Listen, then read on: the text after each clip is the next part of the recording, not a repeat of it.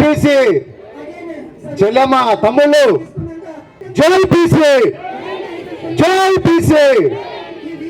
వేదిక మీద ఉన్న పెద్దలు, మాజీ స్పీకర్ శ్రీ మధుసూదనాచారి గారు, అలాగే ఈ కార్యక్రమం భుజానెత్తుకొని ఇంత పెద్ద కార్యక్రమం నిర్వహిస్తున్న మా అన్న జావేద్ సింగన్న గారు, వారి మిత్ర బృందం, ఈ కార్యక్రమానికి విచ్చేసిన ప్రతి ఒక్కరికి పేరు పేరున ఉద్యమాభివందనాలు తెలియజేసుకుంటూ, అలాగే మా బీసీలకు అండగా ఉండేందుకు కార్యక్రమాన్ని కవర్ చేస్తున్న మీడియా మిత్రులందరికీ కూడా పేరు పేరున ధన్యవాదాలు తెలియజేసుకుంటూ, నిజానికి మనందరం మన చరిత్ర చదివిన విద్యార్థి మిత్రులు ఉన్నారా?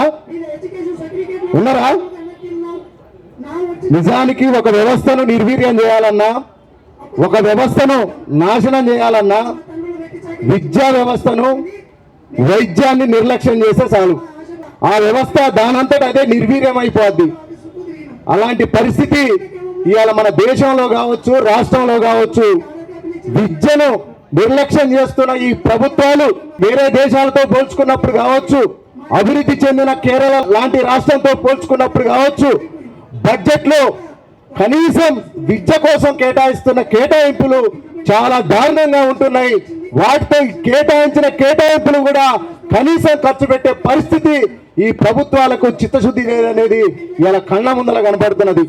ఇలా మేము చూస్తున్నాం తెలంగాణ ఉద్యమంలో, ఇలా మనం చూసినాం ఒక శ్రీకాంతాచారి త్యాగం వల్ల ఇవాళ తెలంగాణ వచ్చింది. ఎన్సీసీ గేట్ వద్ద యాదవ్య ఆత్మ బలిదానం చేసుకుంటే ఇవాళ తెలంగాణ వచ్చింది. కానిస్టేబుల్ కృష్ణయ్య తన పిస్టల్ తోటి కాల్చుకుంటే ఇవాళ తెలంగాణ వచ్చింది. ప్రొఫెసర్ జయశంకర్ లాంటి సిద్ధాంతకర్తలు ఆయన సిద్ధాంతాలను అందిస్తే ఇవాళ తెలంగాణ వచ్చింది. వాస్తవానికి ఇవాళ తెలంగాణలో మన వాటా దాదాపుగా 50% పైగా. ఇవాళ పెట్టే బడ్జెట్ లో మనకు రావాల్సింది దాదాపుగా 50%. అంటే సుమారుగా 3 లక్షల కోట్లలో 1,50,000 కోట్లు మనకు రావాలి. అంటే దాదాపుగా 2 కోట్ల కుటుంబాలకు సంబంధించిన విద్య కావచ్చు, వైద్యానికి కావచ్చు రావాల్సిన నిధులు రాకోకుండా తొక్కి పెడుతున్నారు. ఎందుకంటే ఈ బీసీ, ఎస్సీ, ఎస్టీ, మైనార్టీలు అభివృద్ధి చెందితే వారి చేతుల్లో రాజ్యాధికారం ఉండదు. కాబట్టి ఖచ్చితంగా ఈ యొక్క విద్యా వ్యవస్థ నిర్లక్ష్యం చేయాలంటే వీళ్ళని ఇలాగే ఇబ్బందులు పెట్టాలి. ఈ 7,000 కోట్లు ఇవ్వకపోతే ఆ 7,000 కోట్ల గురించి ఆలోచించుకుంటూనే కూర్చుంటారు. కనీసం వాళ్ళు విద్యను కాంపిటేటివ్ ఎగ్జామ్స్ కానీ, భవిష్యత్తులో వారు పెద్ద పెద్ద చదువులకు కానీ ఆలోచించే ఆలోచనలు పక్కన పెట్టి మా పీజీ రియంబర్స్లు ఎప్పుడు వస్తాయి, మా సర్టిఫికెట్లు ఎప్పుడు వస్తారని కాలేజీల చుట్టూ తిరిగి మన జీవితాలను మనమే నాశనం చేసుకునే పరిస్థితి కనపడుతుంది. మేము ఒకటే చెప్తున్నాం విద్యార్థి మిత్రులారా, తెలంగాణ ఎవరి వల్ల వచ్చింది? తెలంగాణ ఎవరి వల్ల వచ్చింది? విద్యార్థుల పోరాటం వల్ల వచ్చింది, అమరవీరుల త్యాగం వల్ల వచ్చింది. అలాంటి విద్యార్థులను నిర్లక్ష్యం చేస్తే ప్రభుత్వాలకు మేము ఒకటే చెప్తున్నాం, మిమ్మల్ని గద్దె దించడం ఖాయం. విద్యార్థులు తలుచుకుంటే ఇంతవరకు ఏ పోరాటం కూడా ఓడిపోలేదు. విద్యార్థుల వల్లనే ఈ ప్రభుత్వాలు గద్దెనెక్కుతున్నాయి, అది మర్చిపోవద్దు. మేము ఒకటే చెప్తున్నాం, విద్యా వ్యవస్థ నిర్లక్ష్యం చేసిన ఏ ప్రభుత్వాలు కూడా బాగుపడలేదు, బాగుపడవని కూడా ఈ సందర్భంగా చెప్తున్నాం. ఒకటే చెప్తున్నాం మిత్రులారా, ఇవాళ మనందరం చదువుకున్నాం, మనందరి చేతిలో ఫోన్లు ఉన్నాయా? ఫోన్లు ఉన్నాయా? ఒకసారి మీ ఫోన్లు పైకి లేపి, ఒక్కసారి మన ఫోన్లు ఉన్నాయి కదా. ఎంతమంది సోషల్ మీడియాలో మనం బీసీల మీద యుద్ధం చేస్తున్నాం? నిజాయితీగా ఒప్పుకోరి, నిజాయితీగా ఒప్పుకోరి. ఎవరైనా చేస్తున్నారా? మనం వచ్చి ధర్నా చేయాల్సిన పరిస్థితి ఎందుకు దాపరించిందో తెలుసా? మన యుద్ధం మనం చేయట్లేదు, మన యుద్ధం మనం చేయట్లేదు. ఇవాళ సోషల్ మీడియా అనేది ఒక పెద్ద ఆయుధం, యుద్ధ నినాదం ఒక ఆయుధం.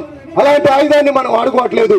ఇవాళ మిత్రులారా, మీ ఒక సోషల్ మీడియా ప్లాట్ఫామ్ ఓపెన్ చేసి మొన్న పండుగ సాయన గురించి ఒక వీడియో చేసి పెట్టినాం మిత్రులారా. ఒక ఎగ్జాంపుల్ చెప్తున్నాం, మన మీద ఎంత కుట్ర జరుగుతుందో తెలియడానికి ఒక ఎగ్జాంపుల్ చెప్తున్నాం మిత్రులారా.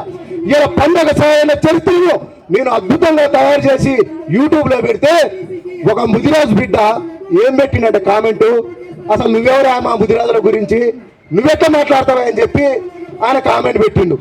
మా ముదిరాజులను వంచిస్తున్నావా అని చెప్పి కామెంట్ పెట్టిండు. తీరా నేను ఆ అకౌంట్ చెక్ చేస్తే మిత్రులారా, అది ఫేక్ అకౌంట్ అన్నా. ఫేక్ అకౌంట్, ఒక అగ్రవర్ణానికి సంబంధించిన సాఫ్ట్వేర్ ఇంజనీర్ తయారు చేసుకున్న ఫేక్ అకౌంట్. అంటే వాళ్ళు ఖాళీ టైంలో కూడా మన మైండ్లని, మన మనస్తత్వాన్ని, మన ఆలోచన విధాన్ని డైల్యూట్ చేయడానికి, మన యొక్క భావజాలాన్ని ముందుకు పోకుండా కుట్రలు కుతంత్రాలు చేస్తున్నారు. కానీ మనం ఏం చేస్తున్నాం తెలుసా మిత్రులారా, కొత్త సినిమా రిలీజ్ అయితే ఇవాళ ఆర్టీసీ క్రాస్ రోడ్ లో క్యూ కడుతున్నాం. కొత్త సినిమా రిలీజ్ అయితే ఆర్టీసీ క్రాస్ రోడ్ లో టిక్కెట్ల కోసం కొట్లాడుకొని చచ్చిపోతున్నాం. క్రికెట్ మ్యాచ్ పెడితే తెల్లవారులు జరపకోకుండా సోషల్ మీడియాలో ఫోన్ వాడుతున్నాం. కానీ మన బీసీ ఉద్యమాల గురించి ఎవరైనా తప్పుగా మాట్లాడితే నీ నాలుక చీరేస్తాం బిడ్డ అని చెప్పి ఎవరమన్నా కామెంట్లు పెడుతున్నావా, ఎవరైనా ఎదురు తిరుగుతున్నావా? ఖచ్చితంగా మన అందరం ఆలోచన చేయాలి. విద్యార్థి ఆలోచన చేసినప్పుడే రాజ్యం అభివృద్ధి చెందుతుంది. మనం ఖచ్చితంగా సోషల్ మీడియాను వాడండి. సోషల్ మీడియా అనేది ఒక పెద్ద ఆయుధం. సోషల్ మీడియా ద్వారా ప్రభుత్వాన్ని కూల్చవచ్చు. దానికి బెస్ట్ ఎగ్జాంపుల్ ఢిల్లీలో కేజ్రీవాల్ వచ్చిందే మనకు ఆదర్శం. అందుకే ఆడ కేజ్రీవాల్ విద్యా వ్యవస్థకు చాలా పెద్ద ఎత్తున కూడా కేటాయింపులు చేసి విద్యా వ్యవస్థను ప్రైవేట్ కన్నా కూడా గొప్పగా తీర్చిదిద్దడం జరిగింది.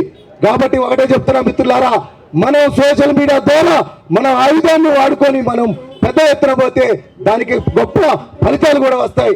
ఇంకొక చిన్న ఎగ్జాంపుల్ చెప్తానా, ఇలా మన పండగ సాయన గురించే మాట్లాడుతున్నాం. గతంలో చాలా మంది గురించి నేను చెప్పిన కర్పూరి ఠాకూర్ కావచ్చు, మన సర్దార్ సర్వాయి బాపన్న, చాలా మంది మీద కూడా వీడియోలు చేసి పెట్టినాం.